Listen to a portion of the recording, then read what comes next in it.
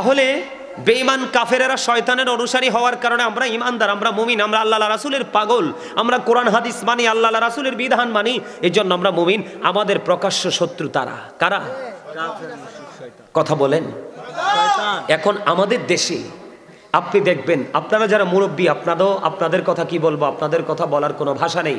আমি প্রায় আজও বলে থাকি, মুরব্বীদের অন্তর আল্লাহ রাসূলের প্রেম ভালোবাসায় ভরা। বর্তমান প্রজন্মের যুবক যুবতীদের অন্তর হিংসা, নোংরামি আর ইহুদি কালচারে ভরা। আমার কথাগুলো আপনাদের কাছে খারাপ লাগবে কিনা জানি না, বিশেষ করে অনেক যুবক ভাই আছো, তোমাদের কাছেও খারাপ লাগবে কিনা জানি না। আমি যেটা বলছি বাস্তব। দাদা ভাই সামনে আসেন না, এদিকে আসেন, সুন্দর করে বসেন না, ওইদিকে আসেন আসেন।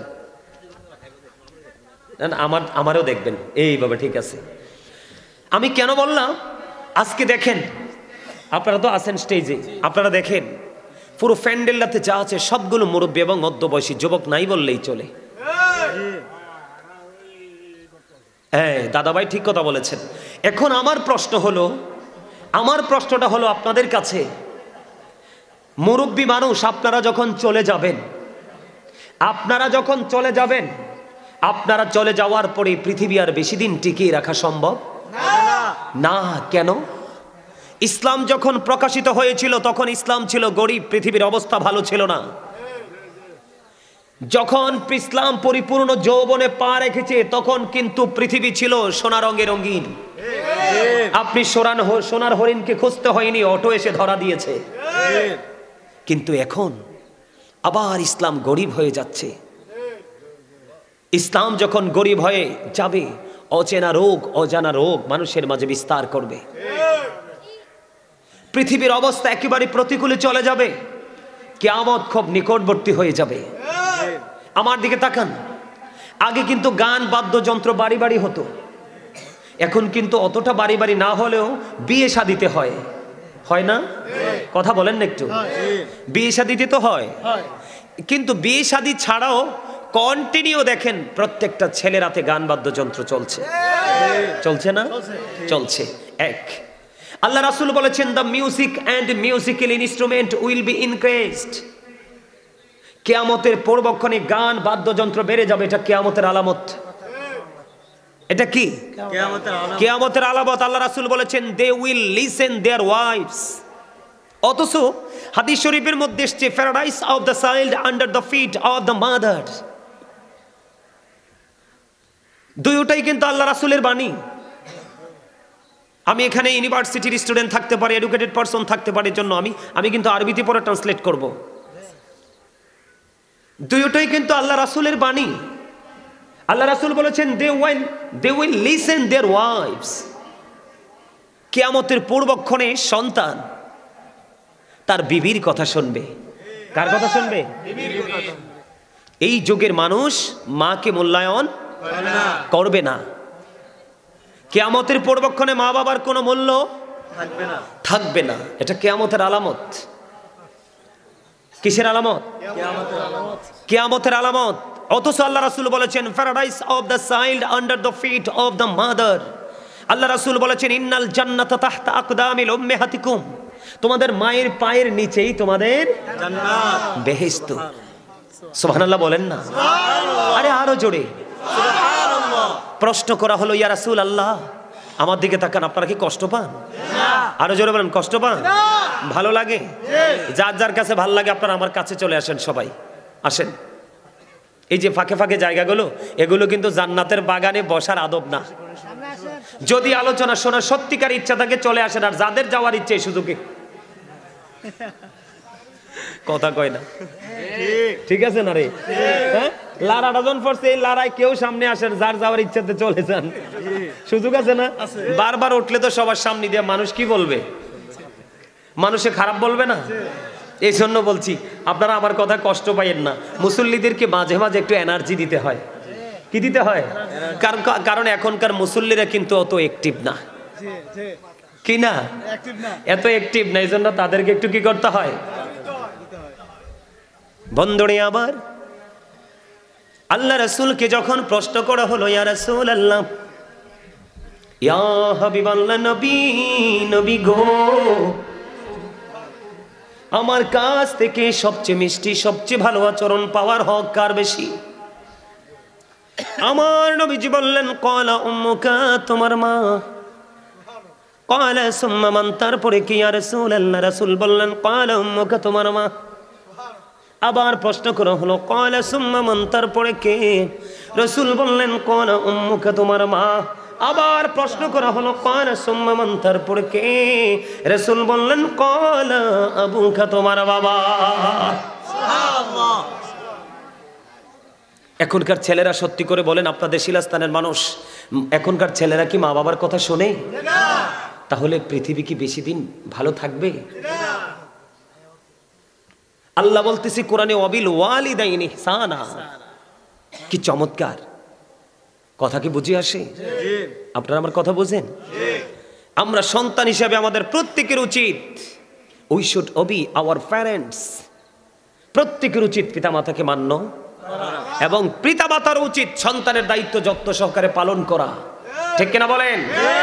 Every parent should take care their children very carefully. প্রত্যেকটা পিতামাতার উচিত তাদের সন্তানের দায়িত্ব যত্ন সহকারে পালন করা। হুজুর কেমন করে করব? আজকে সন্তানগুলো অমানুষ হয়ে যাচ্ছে। এখনকার যুগের মানুষ কিয়ামত আল্লাহর গজব চারপাশ দিয়ে আমাদেরকে ঘেরাও করে ফেলতেছে। কারণ এটার জন্য কে দায়ী? একমাত্র আমরাই দায়ী। কারণ আল্লাহ কোরআন শরীফে সূরা ইউনূসের 44 নম্বর আয়াতে আল্লাহ বলেছেন ইন্নাল্লাহা লা ইয়াজলিমুন নাসা শাইয়্যা ওয়ালাকিন্নান নাসা আনফুসাহুম ইয়াজলিমুন। আসেনি রে? আল্লাহ বলতেছে আল্লাহ আল্লাহর বান্দার উপর জুলুম করে না, বান্দা নিজেই নিজের উপর জুলুম করে। ও মাগো, কি ভয়ঙ্কর কথা। যারা জুলুম করে আল্লাহ বলতেছেন আল্লাহু লা ইউহিব্বুজ জালিমিন। আল্লাহ বলতেছে যারা জালেম তাদেরকে, অত্যাচারী যারা, আল্লাহ তাদেরকে ভালো বাসেন না, পছন্দ। কি ভয়ঙ্কর কথা শোনেন না, আল্লাহ বলতেছেন ওয়ামালি যালিমিনা মিন আনসার। আল্লাহ বলতেছেন যারা অত্যাচারী, অত্যাচারটা কার উপরে করছেন? আপনি অন্যের উপর না, নিজের উপর নিজে করছেন। বুঝে নেবেন কিন্তু। আল্লাহ বলতেছেন যারা অত্যাচারী তারা যখন বিপদে পড়বে আল্লাহ তাদের জন্য কোনো সাহায্যকারীও রাখেনি। কি করব তখন বলেন তো? উপায় আছে আমাদের? এবার আসেন, আল্লাহ রাসূল আরো বলেছেন characterless people will come in national power. চরিত্রহীন লোক ক্ষমতায় আসবে। এটা হলো আমানতকে খেয়ানত করা। আরো যারা বলেন, এখন ভদ্রলোক চোরের মতো ঘরে বসে তার ভদ্রতার মূল্য সমাজ দিতে জানে না। অসৎ মানুষ চলে আসে রাস্তায়, যিনি নেতৃত্ব দেওয়ার মতো কোনো যোগ্যতাই তার মধ্যে নেই, যিনি হলেন একজন characterless man and characterless people. যাবেন কোথায়? কিয়ামতের আলামত না? আর জোরে কয় না। ইসলাম গরিব হওয়া মানে কি? মসজিদ হচ্ছে ডিজিটাল ডিজিটাল, কিন্তু মুসল্লি নাই মসজিদে। আগেকার যুগে মসজিদ ছিল কাঁচা কাঁচা, মুসল্লি ছিল একবার স্ট্রং, পাকা পাকা।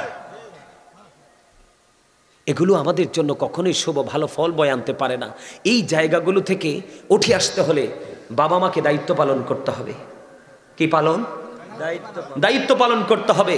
সন্তান পৃথিবীতে আসার সাথে সাথে তার কানে আজান দিতে হবে। কি দিতে হবে? আজান দিতে হবে। এখন তো মেয়ে হইলে তো মনে হয় যে আল্লাহর গজব পড়ছে, আল্লাহকে আমি খুশি হইয়া দিছি, এতে আল্লাহ আর ঠাড়া পড়ছে।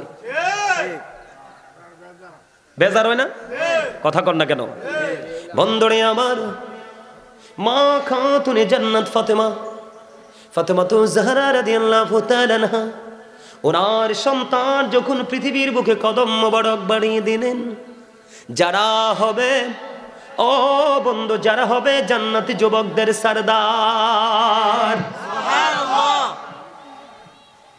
রাসূল তো অনেক উপরে, অনেক ঊর্ধ্বে, যেটা কল্পনা করা যায় না। রাসূল বলতেছেন আল হাসান ওয়াল হুসাইন সাইয়্যিদা শাবাবি আহলিল জান্নাহ।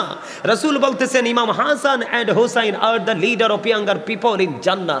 রাসূল বলতেছেন ইমাম হাসান হুসাইন হবে জান্নাতে যুবকদের সরদার। সুবহানাল্লাহ। তাহলে যুবকটাও তো এমন হইতে হইব। যুবক কিন্তু তেরেং বেরেং যুবক হইলে হইতো না, যুবকও কিন্তু সেই প্রেমিক হতে হবে। ঠিক কিনা বলেন? বন্ধুরে আমার, আপনার আমার প্রাণের নবী সরকারে মদিনা মা খাতুনে জান্নাত ফাতেমার কলিজার টুকরা যখন পৃথিবীতে আসলেন, আমরা নামাজের প্রস্তুতি নেওয়ার জন্য যেমনি করে আজান দেই, ঠিক তেমনি ভাবে ওনার কানে আজান দিয়েছে। এখনকার ফুলাফেনে আজান শুনিনি, আরে বাচ্চা অনেক টাইমও দেয় না, ডাক্তাররা বাইর করে লাই বাচ্চা। কথা কন না কেন? মার পিছনে লাগে 2 জন, বাচ্চার পিছনে লাগে 6 জন। কথা ঠিক না? তো আপনি আজান দিবেন কই থেকে? মার বাচ্চা নিয়ে তো টেনশন করতে করতে জীবন বাড়িয়ে যাইতেছে। আপনি প্রথমত আজান দিলেন না, বুঝে নেবেন, কিন্তু কি করলেন না? আজান দিলেন না। আপনি সর্বপ্রথম বাচ্চা আসার পরে রাসূলের আদর্শ কি করলেন? রাসূল কি খুশি হইব না? বেজার হইব নি? রাসূল যদি বেজার হয় আল্লাহ রাব্বুল আলামিন কি খুশি হবে? কথা কন না কেন? রাসূল খুশি হইলেই আল্লাহ খুশি, রাসূল কষ্ট পাইলেই আল্লাহ কষ্ট পায়। বন্ধু আমি বলিনি, আল্লাহ বলতেছেন পবিত্র কালামে হাকিমের মধ্যে এসেছে। তুমি মনে হয় হাফেজ সাহেব এসানি, মাশাআল্লাহ। আল্লাহ বলতেছেন ইন্নাল্লাযীনা ইউযুনাল্লাহা ওয়া রাসূলাহু লা'নাহুমুল্লাহু ফিদ দুনিয়া ওয়াল আখিরাহ ওয়া আ'আদ্দা লাহুম আযাবাম মুহিনা। আল্লাহ এবং রাসূলকে যারা কষ্ট দেয়, কি করে? কথা কয় না। আল্লাহ এবং রাসূলকে যারা কষ্ট দেয়, আল্লাহ রাব্বুল আলামিন দুনিয়া আখিরাতে তাদেরকে কি করেছেন? লানত দিয়েছেন, অভিশপ্ত করেছেন, এবং বন্ধু তাদের জন্য ভয়ঙ্কর সাজা বরাদ্দ করে রেখেছে। তাহলে আপনি কিন্তু নাথিং মনে করলেন, উড়িয়ে দিলেন। বাচ্চা হওয়ার পরে আপনি আজান দিলেন না, রাসূলের সুন্নাত মানতে পারেননি। কারণ বন্ধু আল্লাহকে আমরা কেউ দেখিনি, আল্লাহর বিধান মানছি। এই বিধানগুলো এনে দিয়েছেন আল্লাহ রাসূল, আর বাংলাদেশের মানুষ পেয়েছে আল্লাহর ওলিদের হাত থেকে। কথা কয় না কেন? মানতে হবে। আপনি বাবার সন্তান এটা মানলে চলবে নাকি আপনার বাবা যে দাদার গর্তে আইছে এটাও মানতে হবে? দাদাই যে বাবার বড় বাবার থেকে এসেছে সেটাও মানতে হবে? কথা কয় না। আপনি সিরিয়াল মানতে হবে না? আব্বা না আইলে আমি আইতাম না, ঠিক কিনা বলেন? দাদা না আইলে আব্বা আইতো না, বড় বাবা না আসলে তার বাবা না আসলে বড় বাবা আসতো না। ঠিক সিস্টেমটা এরকম। আল্লাহ রাসূলের পর থেকে সাহাবায়ে কেরাম থেকে ধীরে ধীরে বাংলাদেশ পর্যন্ত ইসলাম আসলো আল্লাহর ওলির মাধ্যমে।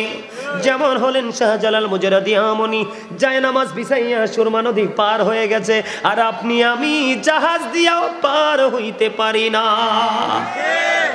তাদের মর্যাদা আমাদের মর্যাদা আকাশ পাতাল পার্থক্য হয়ে গেল না?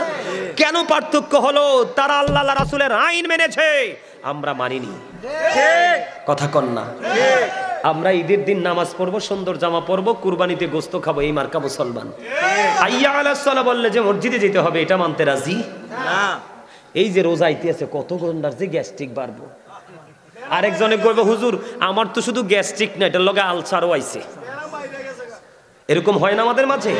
এটা তুমি বন্ধু কাউকে ধোঁকা দিলা না, নিজেকে নিজে ধোঁকা দিলাম।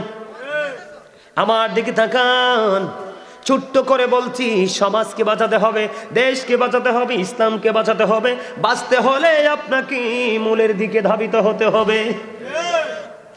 7 দিন যখন হলো, আপনি বাচ্চার নাম রাখবেন, মাথার চুলগুলো ফেলে দিবেন। পুত্র সন্তান হলে 1 বছরের 2টো ছাগল দিয়ে বন্ধু আকিকা দিয়ে দিবেন। কন্যা সন্তান হলে 1টা ছাগল দিয়ে আকিকা দিয়ে দিবেন।